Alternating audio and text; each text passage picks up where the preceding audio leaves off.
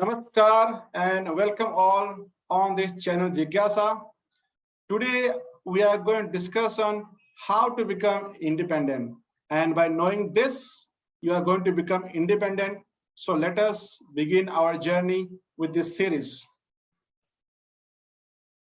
We are going to discuss on many different kind of independence, like financial, physical, and health-wise, intellectual independence. So the series is going to be very long, but I would expect that this is going to be very interesting for you. So please stay tuned till end of this series and to know everything how to become independent, and you will surely love this video because it is going to talk about you and about your independence. So let us proceed with this series.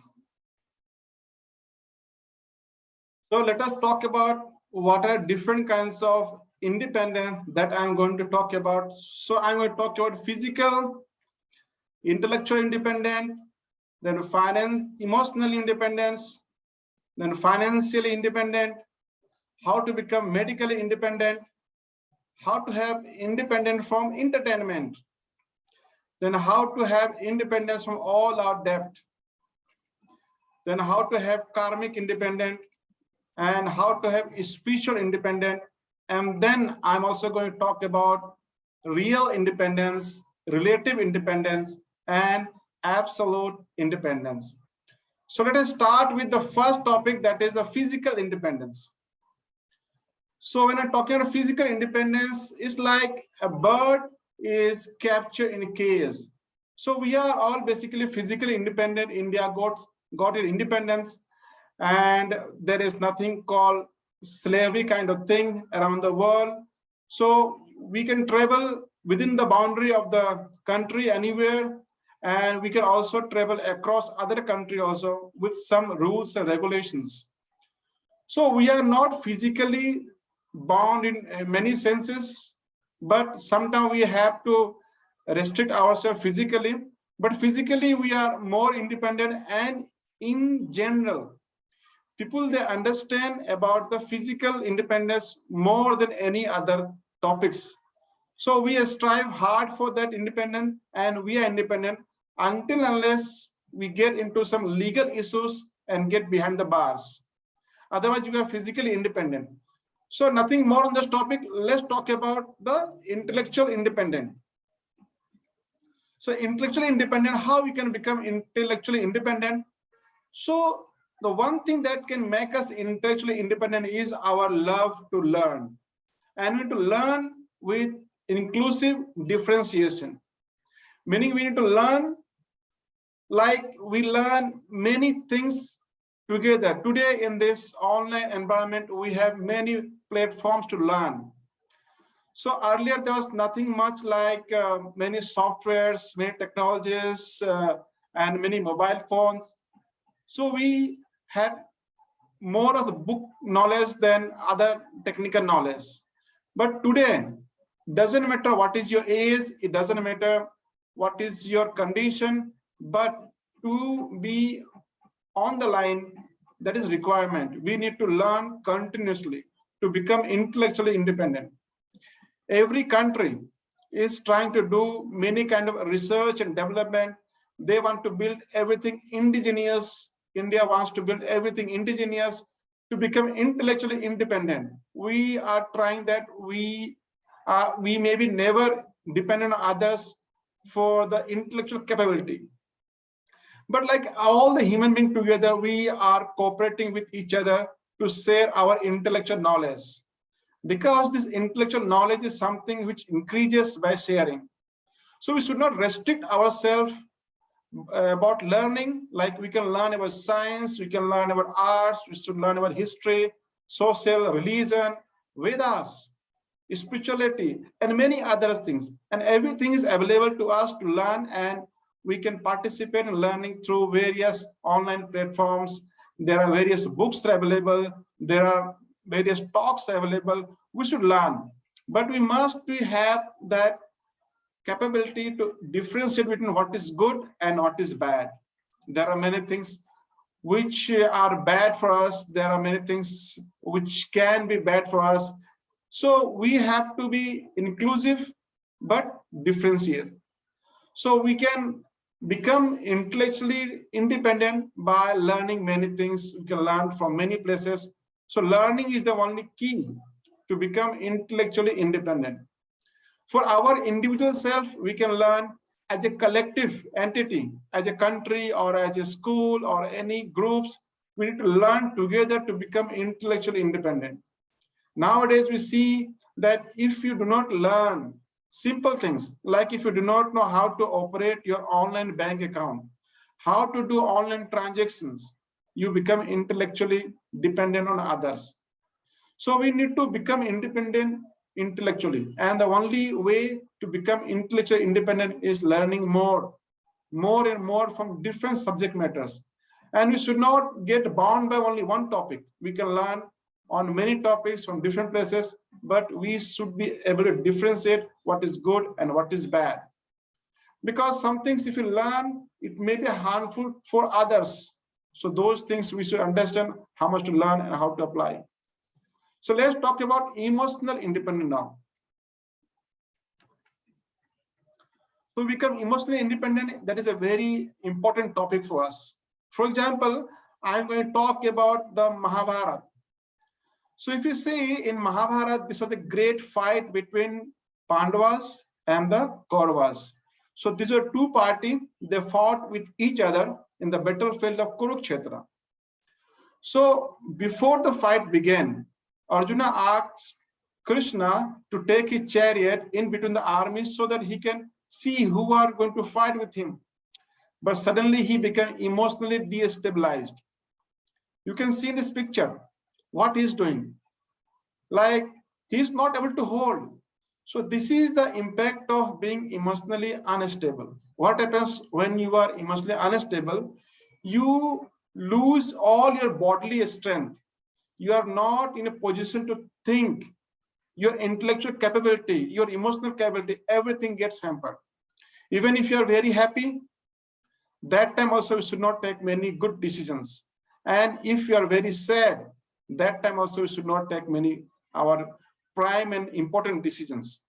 Because when you are emotionally, means if you are very happy or very sad, in distress, in those times our intellectual capability and our physical strength, our thinking capability, our judgment quality, everything gets hampered. So again, I'm going to talk and take example from Bhagavad Gita, because that is the very good source of information that we have. So in Bhagavad Gita, he says, Nahi prapasyami mam upanudya yat sokam uchcho sanam indyanam avapya bhumo asapatnam riddham rajyam suranam chadipatyam. He says, I can find no means to derive away my grief. Arjuna is saying to Krishna that, hey Krishna, I'm not able to find any means to drive away my grief. We should not think that Arjuna was afraid of fighting. He was a great warrior and he defeated many times this Kauravas party with all their leaders and fighters. But now what he's saying that because of grief, he is emotionally unstable and therefore he is not able to control his senses, and he thinks that even if he can get all the entire riches of this world and all the three different worlds, then also the emotional stability is not going to retain. He is not going to gain back those. And that is a condition of a person who is emotionally destabilized. If I'm emotionally destabilized, you may think that there is no use of my friends, there is no use of my relatives, there is no use of my children, there is no use of this country. Nothing is there which can help me out. So you, before, when we're emotionally strong, you feel that my friends are good, my parents are good, my children are good, my country is good. But once you become emotionally destabilized, what you think? You start thinking that everything that is there is not going to help me out. So therefore, we must have emotional stability. Arjuna also start saying many words that we are going to discuss. He says, Yam hi na vetantiyete purusam purusa sabha sama dukkham sukham dhairam swa amritabhaya kalpate. So Lord Krishna says to Arjuna that, oh, best among the men, the person who is not disturbed by happiness and distress. So we need to be emotionally stable, and we should not be disturbed by happiness and distress. And he should be steady in both, and is certainly eligible for liberation. So we need to learn to be stable in case of happiness and also in case of distress. So one person, for example, if this quality is required, even if you are a student, you are a householder, you are a corporate leader, or you are in any function currently, or maybe in future, you need to learn to become emotionally stable. So what causes us to become emotionally unstable? It is if we are too much attached to the happiness or too much afraid of distress.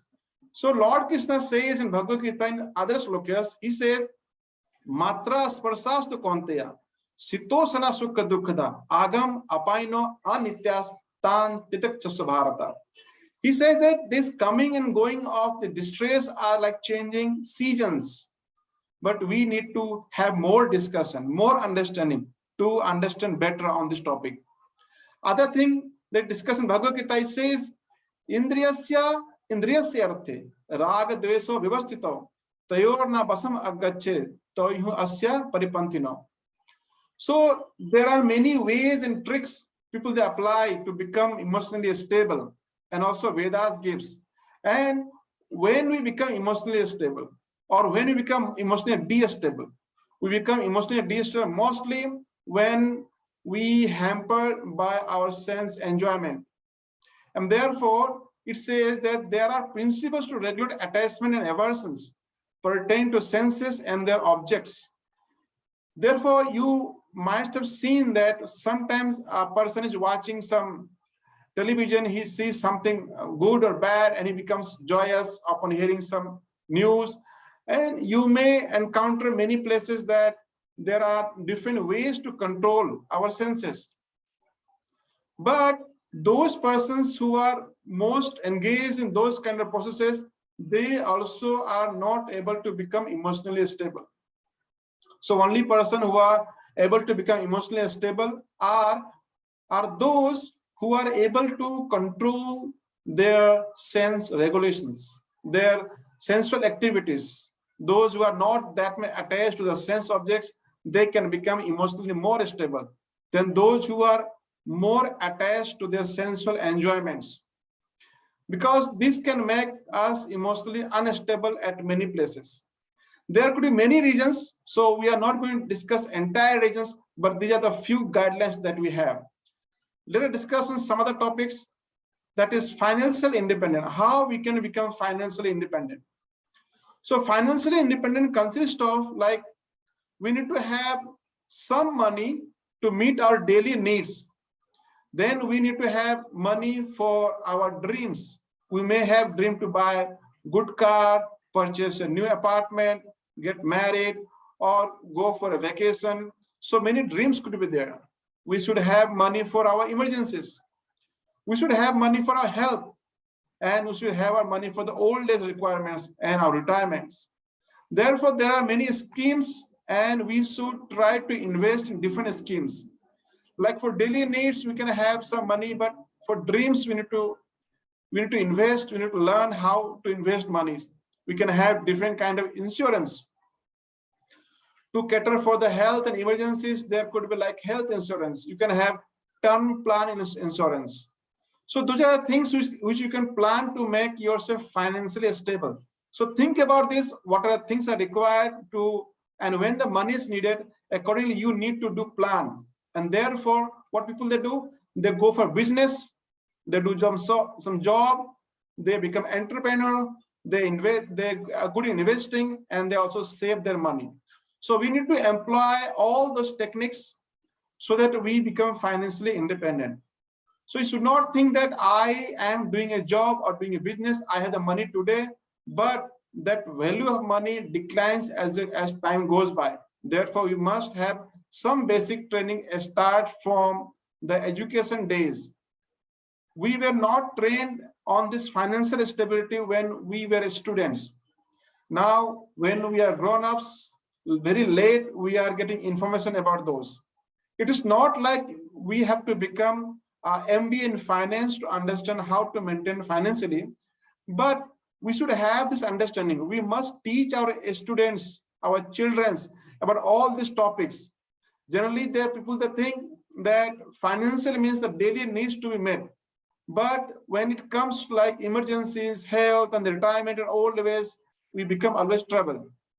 Therefore, I have heard many people talking about government jobs are better than private jobs. Because in government jobs, you have some security about the retirement because you are going to get some pension from the government job. But everyone cannot go to government job, and therefore everyone must save some money by different means for different requirements. Nowadays, there are very good plans for the health insurance. You can take your health insurance, and so that you can meet your requirements during the health issues and during the emergencies. And also to have some term plan for the earning members, so that in case of his absence, the family needs can be met. So therefore, financial independence is very important. But there are conditions. In Bhagavad Gita, it says that despite having so much money, it may not become sufficient for you. So let us understand what are those conditions. Bhagavad Gita says, Chintam apareyam ya pralyantam upasitam काम भोगम परमाम एता वदित निश्चिताम आशा पास सते बद्धा काम कोध परायणा यहन्ते काम भोगांतम अर्थान संचयन. Meaning, they believe that to gratify the senses is a prime necessity of human civilization. If you also believe that to gratify my senses, to gratify my eyes for looking different videos, looking at different scenes, looking at different objects, to hear only music, to have nice food, and satisfy all different kind of senses is a prime necessity of human civilization. And all the progress that human being has made in the field of science, in the field of technology, economically, everything is just to gratify the senses, then we are thinking very wrong. Because if we are thinking in that category, then until the end of life, we will have lots of anxiety and bound by network of hundreds and thousands of desires and absorbed in the lust and anger.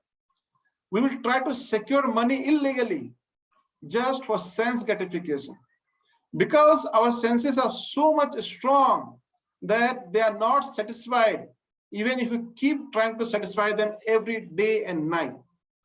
These senses are there for many purposes. They are just to help us to survive. But the survival process is very, I would say that very happily done. Meaning when we are filling a petrol tank, our cars and bike may not enjoy the filling of petrol tank. The petrol tank that we are filling, they may not enjoy this. We are filling the tank of the petrol tank of the car or the bike or truck, but they may not enjoy the process of filling the tank because they don't have senses. And the petrol is the prime necessity energy for running those cars, batteries. Now a car is running on batteries. So charging the battery will not make the car happy because they are not that kind of sensitive. But we as a human being, eating is very enjoyable experience. Although we can get our energies by eating something which is not palatable, just by eating something which is not that tasty, but somehow the creator of this universe had made the eating so enjoyable that we like to eat day and night every time. But we should have eating regulated. Because what happens that if we are just living for our sense gratification, then our thought is idam adya maya labdam imam prasya manoratham idam asti idam api me bhavishyanti punardhanam. We are just going to think that so much wealth do I have today and I will gain. and more according to my scheme. I will have SIPs, I will have investment, I will do startups, I will open a company, many things to do. And so much is mine now, and it will increase in future and more and more. So this becomes like every time we are fighting for the financial, because we are not able to control our senses. And what other it is more in Bhagavad Gita, it says, Abritam Jnanam etena jnanina nityaverina kam rupena konteya duspurena alanelacha. So Bhagavad Gita clearly says that this lust is never satisfied. It always burns like a fire. So until lust live in us, we can never become financially independent, no matter how much money you earn. So therefore, we must learn to control our lust. We must have money for our different needs, daily needs. We should have money for our emergencies, for health, for our old age, for retirement, for our dreams. It is not bad to fulfill our dreams. But if we are trying to have money, enough money, just to satisfy our lust, then you can have never enough. Because what Bhagavad Gita in chapter 3, 39 sloka, it says that duspurena analenacha, it is never satisfied and burns like a fire. Now let's talk about medical independence. What do you mean by becoming medically independent? So medical independence means like we need to have good food. Food is good. If we are eating good food, then we can have good health and we can be medically independent, not required to visit doctor every week, every month, every year. So just by having good food, we can do this. We should have healthy habits.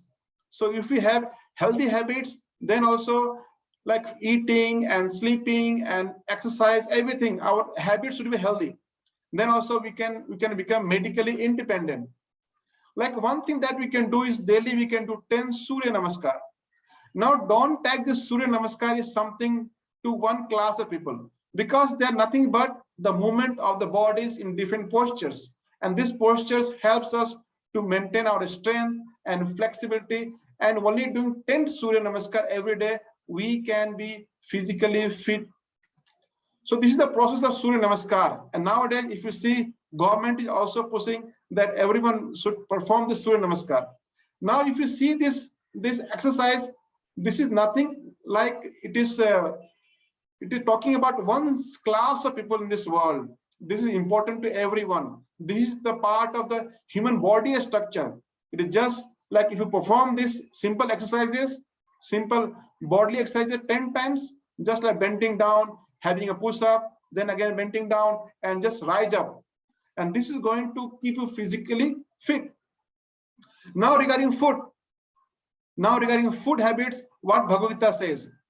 Bhagavad Gita says, Katva, Amla, Lavanya, Ati Ushna, Ati Tikshna, Ruksha, Vidahina, Ahara, Rajasya Ishta, Dukha Soka, Amaya Prada. Food that are too bitter, too sour, salty, hot, pungent, dry, and burning are dear to those in the mode of passion. Such food causes distress, misery, and disease. So therefore, we must try to avoid those foods which cause distress, misery, and disease. Now see, food we are eating to remain healthy. But then there are some food which can cause more disease, more misery, and more distress. So the basic purpose of eating food is lost. Therefore, Bhagavad Gita in chapter 17, slok number 9, suggests that these kinds of food are favorable or are like the people in the Rajoguna. So we are not going to talk about Rajoguna, Tamoguna, Satoguna in this videos, but we may cover this topic in some other videos. So please subscribe to this Jigyasa channel so that whenever this video comes up, you will come to know. Therefore, to remain medically fit, we must eat food. So what does Bhagavad Gita says about the food which can help us to remain medically fit? Bhagavad Gita in chapter 17, slok number 8, it says, Ayu, Sattva, Bala, Arogya, Sukha, Priti, Vivardhana, Rasya, Snigdha, Istra, Redya, Ahara, Satviki, Priya. Foods dear to those in the mode of goodness. So people who are in the mode of goodness, so they like food which increases duration of life. So you see, the basic criteria of eating food is only this: to increase the duration of life and also quality of life, purify one existence, and give a strength, health, happiness, and satisfaction. Such foods are juicy. They are also fatty. They are wholesome and pleasing to the heart. So you consult a doctor and understand what are these foods which are very good for your health. So please eat healthy food so that you become medically independent throughout your life. Because once you become medically dependent, then all your financial arrangement will collapse. Now let us discuss on independent or entertainment. So entertainment independent. So this is a very interesting topic for you also, and this is very interesting for me also. How one can talk about independence from entertainment. When you talk about independence from entertainment, we are talking about not being dependent on external objects for our entertainment. For meaning, I am happy and I get entertainment only when I engaged with something which is external to my body. Then you are dependent on your entertainment on something else. You must have heard people breaking their TVs if the light goes off in between a cricket match, or they're watching a movie and there's something wrong with the TV or the mobile phone, they throw it out because they disturb their entertainment. I used to go to cinema halls, and that time I seen that many times when there is some disturbance in the hall, cinema halls, people used to tear the seats on which they are sitting. They used to break the seats. They even vandalize many things. They start shouting. Why? Because the entertainment was disturbed. So one who is not dependent on external objects for his entertainment, he is the most happiest person. So how to become independent from those kind of desires to have like entertainment from external objects? So there are slokas in Bhagavad Gita that talks about this topic. Bhagavad Gita says in chapter 5, slok number 2, it says, ye hi sansparsh jab hoga, dukha yone evate, adya antavanta kaunteya, natesu ramate buddha. Ye hi sansparsh jab hoga. Sansparsh means by touch.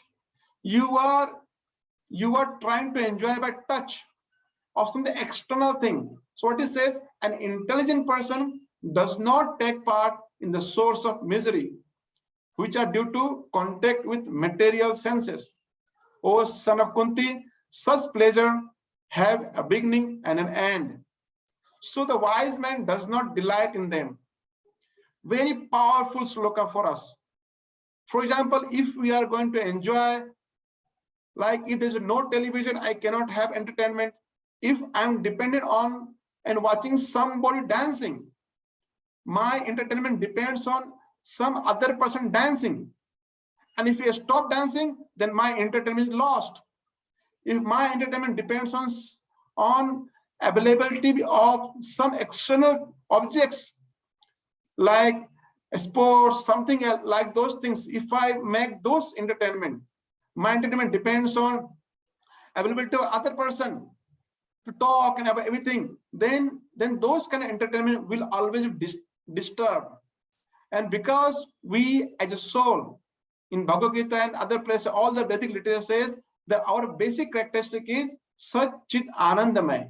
That means we are always looking for Ananda, entertainment, or different kinds of varieties of entertainment. We are not happy with one kind of entertainment, but we must learn to become independent in that entertainment also.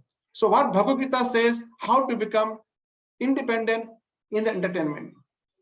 So Bhagavad Gita in chapter 5, slok number 24, it says, Yo anta sukha, anta arama, anta jyotir evacha, sa yogi brahma nirvanam, brahma bhuta adhigacchati.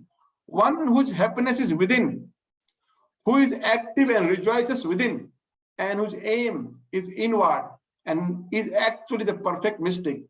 He is liberated in supreme, and ultimately he attains to the supreme.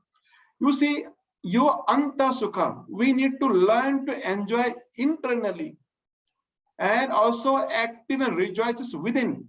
We should learn to enjoy with ourselves, because we as a soul, we are Satchitananda. We are always hankering for enjoyment. We are itself made of those particles, which is called Ananda particle. Just like a building is made with cement, bricks, and concretes and iron rods, similarly, our actual composition is made of Ananda particle. That means we are always Ananda. We are always in the entertainment mood. So there are many processes by which we can be happy internally. And you can look for those processes. I can give you one process in this lecture, and that is chanting of Hare Krishna, Krishna Krishna, Hare Hare, Hare Ram, Ram Ram, Hare Hare. And you can be happy. This Hare Krishna Mahamantra, we can sing in a slow music, you can sing with the rock music, you can sing with the fast music, you can have a solo dance, we can have a group dance, and you can also meditate simply by this mantra. You don't require any external agency for you to be happy. So therefore, you can practice this and become independent for entertainment. That is the most important. Therefore, please start practicing this. You can have solo music, you can have rock music, fast music, solo dance, or group dance, or meditation. Only this letter, Hare Krishna, Krishna Krishna, Hare Hare, Hare Ram, Ram Ram, Hare Hare. And I am 100% sure you will become independent for your entertainment. Now let us take the next topic, that is independent from all kind of debt. Right? So you must have taken some kind of loans for the house, for your cars. So this topic is not talking about like you don't have to repay your those kind of loans and everything. But there are many kind of debt. So that is a part of becoming financially independent. But there are many kind of debt which are more than those, because we are actually not independent entirely. For example, we are dependent on father and mother for our birth itself. If there's no father and mother, we cannot take birth. Even if you talk about IVF, in vitro fertilization, there also we are dependent on a mother and a father. And when we are born, we are dependent on the family, father, mother, society for growing up. And before we are born, everything is set up, is made. Education institutes are there. Healthcare facility is there. We did not create those health facilities. So many people are there to whom we are having debt. And we must learn how to become independent of all those kind of debt. I hope you understood. So Bhagavad Gita says in Srimad Bhagavatam, 11th canto, 17th chapter, 15 number sloka, it says, Veda Dhyan. So one in the greatest order of life should perform 5 kind of sacrifices. Veda Dhyan is one. Daily worship of sages by Vedic study. That is called Veda Dhyan. Then Swadha. Swadha means offering to forefathers. We must be indebted to our forefathers.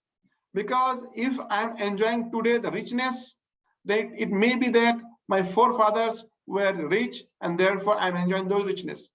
It may happen that my forefathers were not that great, but you earn everything on yourself. But those things you are going to pass on to your children.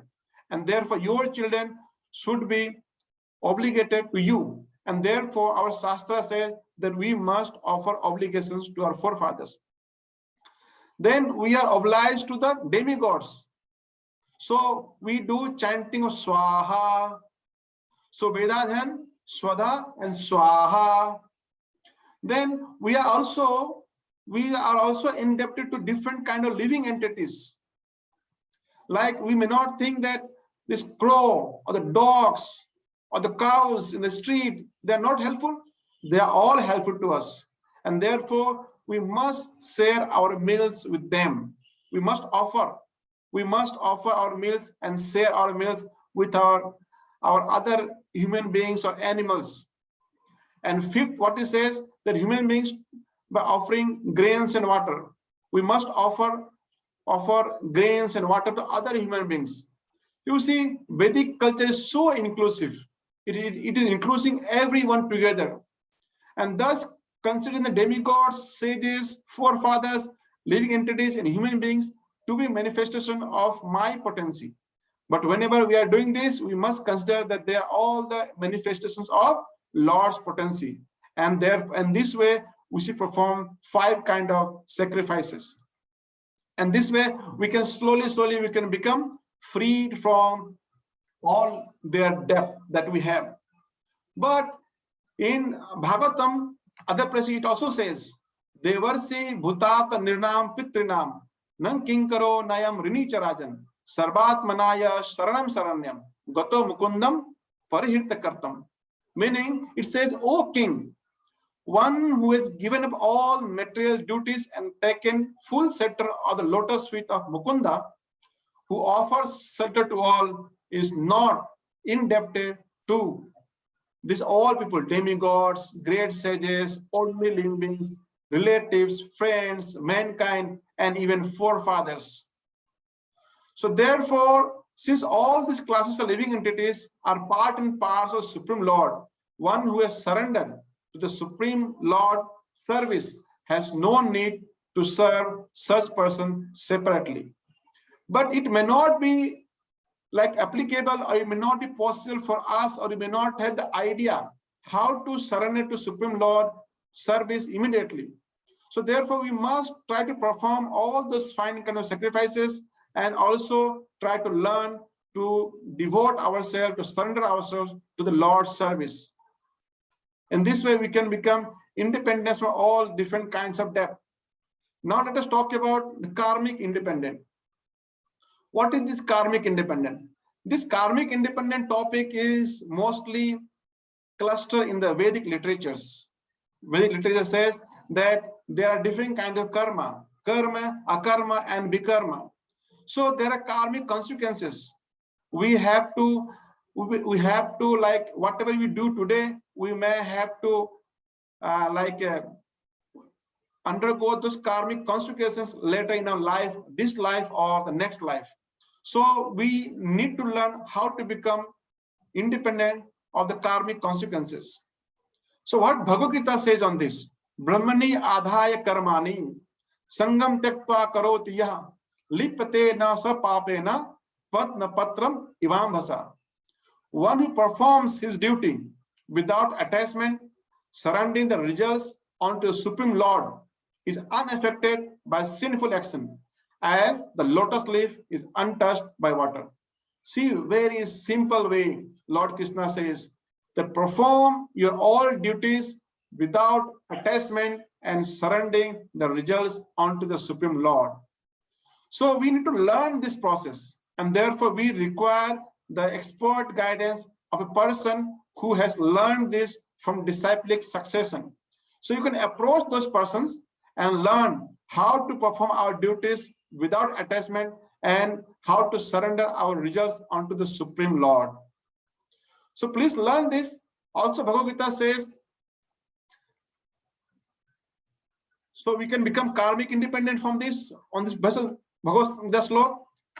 So let us learn more on this. So Brahmani adhaya karmani sangam takta karotiya lipatena sa papena padna patram imam bhasa. What Bhagavad Gita says next? Yagyat karmano anyatra loko ayam karma bandhana tadartham karma konteya mukta sanga samachara. It says, what done as a sacrifice of Vishnu has to be performed. Otherwise, work causes bondage in this material world.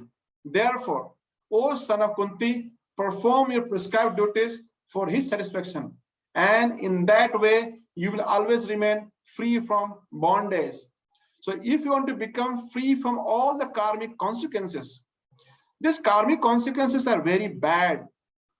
What I mean to say, that whenever we do any kind of activity, the karmic consequences are set and it can fructify at any time. We may be preparing for something good, but the karmic consequences of bad activity fructifies at that time. So although we have prepared very well, we did everything well, but we could not get the desired results because of this negative karmic consequences. But if we learn to perform all our activities, all the prescribed activities for the sacrifice to the Vishnu, and this also requires learning from expert person who knows how to do this. And therefore, you will require guidance from an expert who has learned this in a disciplic succession. So, but one thing that we can do, is like every day we are eating food. So what we can do, Bhagavad Gita says, Yakasishta asana santo, muchante sarvakil visay, bhunjate te agam papam, ye pachanti atmakarna. So it says that the devotees of the Lord are released from all kinds of sins because they eat food which is offered first for sacrifice. Others who prepare food for personal sense enjoyment verily eat only sin. So very simple process. Whatever you are going to eat, just offer it to the Lord. Offering is very simple. Just offer to Lord and just eat it. Lord is not going to eat what you're going to offer. Once I told a child that, see, I'm going to offer it to Lord and then you will have this. And child started crying. He said, no, Lord will eat everything, then how I will eat? So Lord is not going to eat. He doesn't eat the way we eat because his bodies are different. We will cover this topic in some other videos. So stay tuned and subscribe to Jigyasa channel. So Lord eats just by seeing, and Lord is very satisfied by our attitude. Just like when a small child, he says, Father, why don't you taste the cake first? Then the father is satisfied.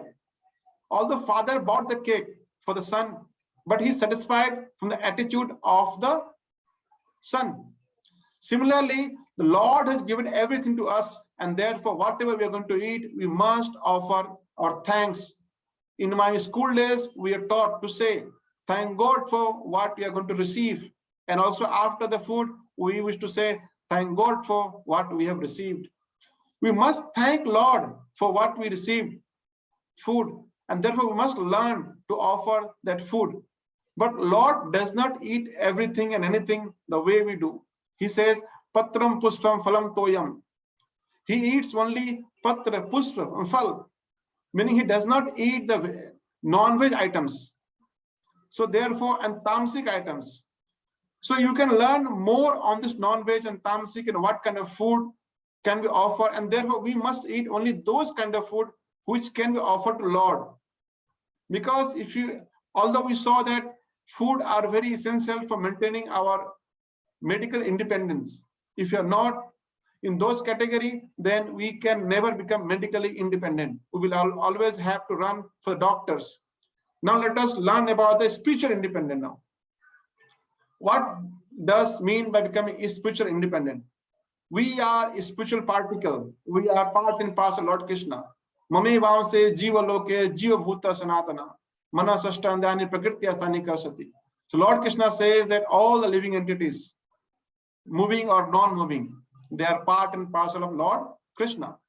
What he says in Bhagavad Gita chapter 2 slok number 12, Natpe vaham jatunasam nattam neme janadipa na chaiva na bhavishyama sarve vayam atah param. So we always remain spiritually separate entity. For example, when you get married, so boys and girls, they come together. So they, although they are together, but they do not lose their independent qualities. So Lord here says that we never lose our independent quality. But can you become spiritually independent? Can you become independent from the Lord? That is not possible. Why that is not possible? Let us learn more from Bhagavad Gita. Lord Krishna says, Bhumi apo analo vayu kham mano buddhir evacha ahankara ityam bhinna prakriti ashtada. All these non-living items, earth, water, fire, air, ether, intelligence, and false ego, they're all Lord's separated material energies. And apara ivam itastu anyam prakriti vidhi me param jiva bhuta mahabaho ye idam dharate jagat. And besides this, for Arjuna, there is another superior energy of mind. So all those living entities, jiva bhutam, which comprises of living entities, jiva bhutam, they are all the superior energies of the Lord, and they are exploiting the resources of this material inferior nature. So we can understand that human beings are exploiting, they're using everything for our satisfaction and our comforts. We build houses.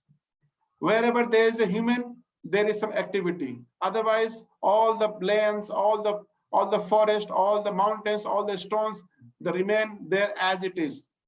There is no development, there is no activity. So if there is any activity, we assume that this is only because of existence of some living entities.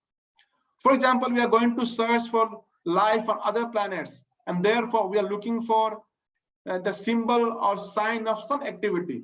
If some activity is found, then we can be sure that there were some living entities interacting in this environment. Therefore, these living entities are also part and parcel of Lord Krishna. And he says in Bhagavad Gita, chapter 7, slok number 7, Mattaha parataram nanyat kinchit asti dhananjaya mai sarvam idam protam shutre manigana iva. He says that there is no truth superior to me. There is no truth superior to Lord Krishna. Everything rests upon him as pearl are strung on a thread. So we can never become spiritually independent. But what the best that we can do is whatever minute independence that we have, that we can surrender. And therefore, Lord Krishna says, Sarva dharman parityajya ma mekam saranam braja aham tvam sarva papyabhyo mokshisyami ma suja. Abandon all varieties of religion and just surrender unto me. I shall deliver you from all sin reactions. Do not fear. So Lord Krishna is requesting, he's not forcing to accept his surrendership. He's requesting. He's requesting out of love for us. He can force. He's a supreme personality of God. He can force everyone to surrender, but he's not forcing. So in one sense, we are independent, but we are dependent. Just like a parent cannot help a student or their child who are not surrendered to them voluntarily. We may want our children to learn something, to become something, and do something good in life, but if they do not listen to us, they are not surrendered to us, then there is no possibility that we can help them out. But in the same time, we cannot force. For example, if your son or daughter is not eating food, you cannot tie him. You cannot beat him to eat the food. You cannot force him. You always have to take care of them by love. You have to make them understand that if they listen to you, that is good for them. Similarly, Lord is advising us. He is not forcing. Something cannot be forced. You cannot force anyone. Then that is you are losing your independence. So there is some independence, but because we are part and parcel of Lord, we are always dependent on him for everything. But there is our spiritual independence is there. And therefore, Lord does not want to interfere with that independence. And therefore, he is requesting, Lord Krishna is requesting that abandon all variety of religion and just surrender unto me. Sarva dharman parityajya ma mekam saranam braja. This simple philosophy, if we accept, that is good for us. So what we can say that we talked about real independence, we talked about relative independence, we talked about absolute independence. So real independence means that if we are free from the desires of the body, body has desires because it wants to maintain itself, but we must not accept all the kind of desires that body is posing to us. Like we must have control and regulate our senses and our desires. And we have relative independence, meaning we, say for example, we were dependent in the British rule, but then we become dependent. Means when we say dependent, we are dependent on the rules made by Britishers. Then we wanted independent, so we wanted independence from the rules.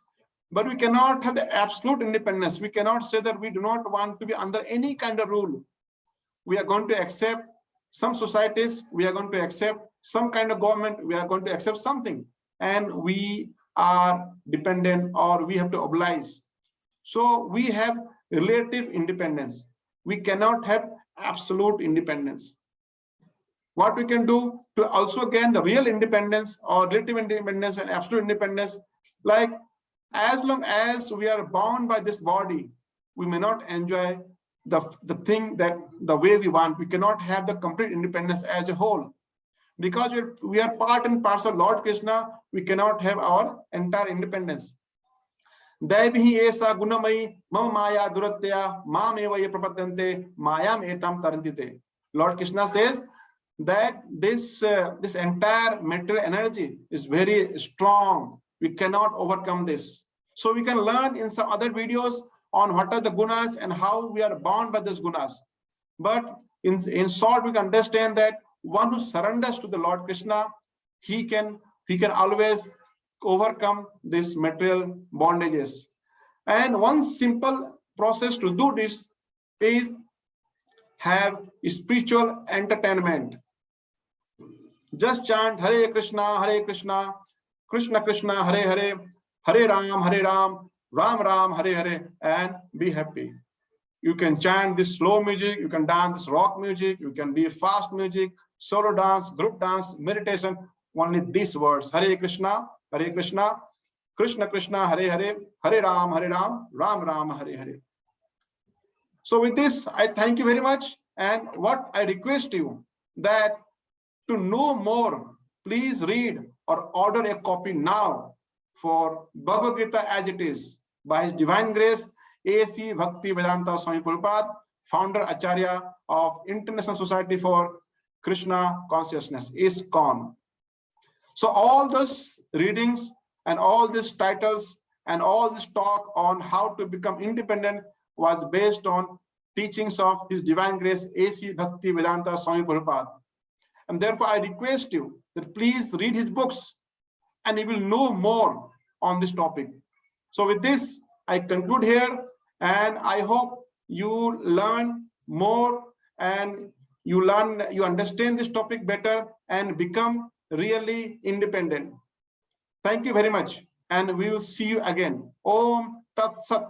Hare Krishna, Krishna Krishna, Hare Hare, Hare Ram, Ram Ram, Hare Hare.